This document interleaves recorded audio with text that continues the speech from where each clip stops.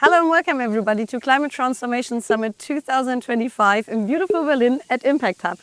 We just had 2 full days that were packed with a lot of action. Action on what? Scope 3. So let's have a look at what the others say.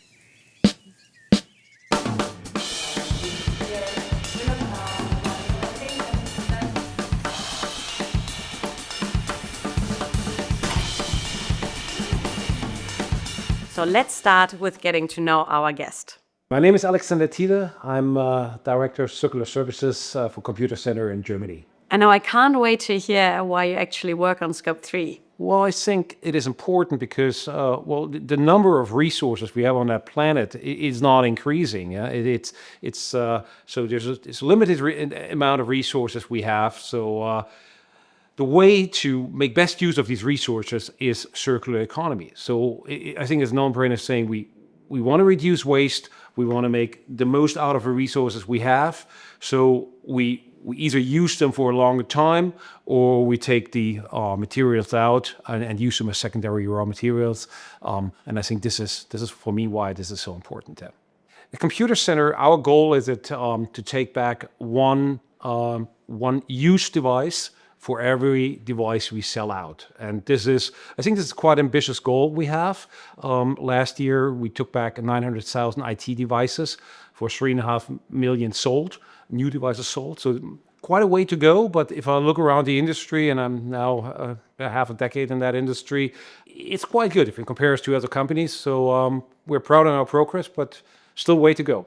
So what are the biggest barriers or challenges that you have either personally encountered or that you see other companies encountering when tackling Scope 3? I think number one is still a trust issue. So is a refurbished device good enough?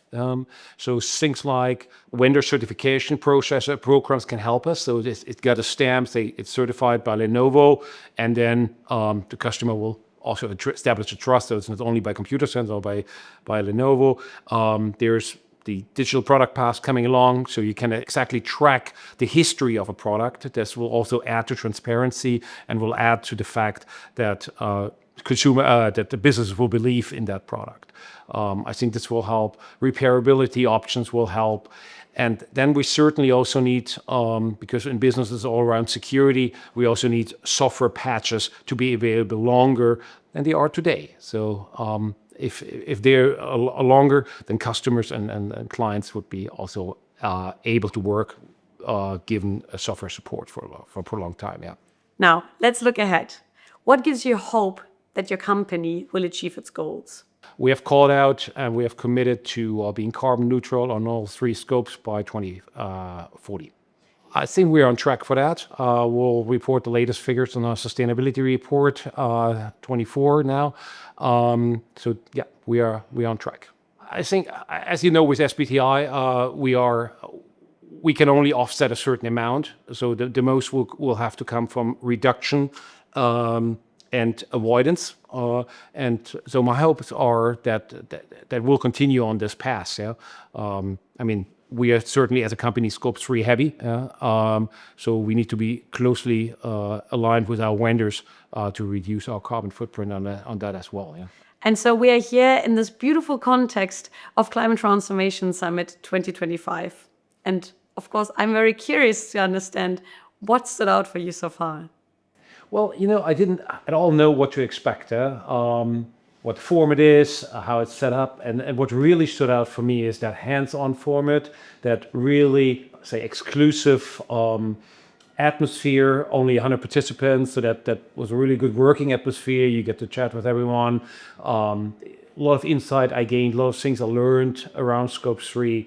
That was really helpful. Something that is not possible if you have a conference with 1,000 people. So. And I love the setting here and the whole area where the conference took place. Very well picked. Yeah.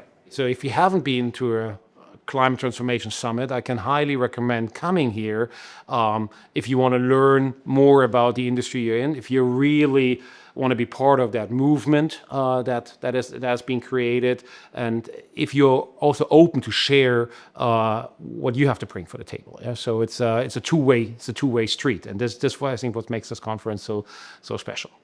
Now, going to a conference is one thing, but what really counts is what you take back home. So what would it be for you? I think one key learning was from yesterday. I was mentioning one of the panel talks. A couple of years back, it was enough for a company to say, yes, I have a sustainability report, so check mark. Nowadays, we want to see what's your progress, what are you doing exactly to drive down your emissions, what are your projects, what are your initiatives, do you have an SBTI ranking like we do? Things like that. It's getting much more precise now, and this is good, and I enjoyed that. Buying a refurbished device will get a new normal, or returning it back to the circle would get fully normal. This is so my hope that I have. For example, we spoke to Lenovo earlier. I think, how about an incentive, for example? How about an incentive for selling refurbished hardware to a certain percentage? Not only true for Lenovo, but for all the other vendors as well. That would really help. Yeah. What do you hope to see happening in the field of Scope 3 action until end of the year? Well, speaking from my area of circularity, my hope is that buying a refurbished device is something that gets the new normal. So conferences like this show we are on a movement here, and this is a great movement we created. And if buying a refurbished device will get a new normal, or returning it back to the circle would get fully normal, we're sacrificing market share for new product and changing that against market share for the refurbished product. So this is something that we all need to want in the industry. So, for example, we spoke to Lenovo earlier. I think, how about an incentive, for example? How about an incentive for selling refurbished hardware to a certain percentage? Not only true for Lenovo, but for all the other vendors as well. That would really help, yeah, and help customers that they work with a certain amount of their IT spend they spend on refurbished devices, because they say, well, for a typical office worker, a 3-year-old device will still do. Yeah, this is my hope, that we get refurbished spend also in B2B, not only in B2C, as we currently have it.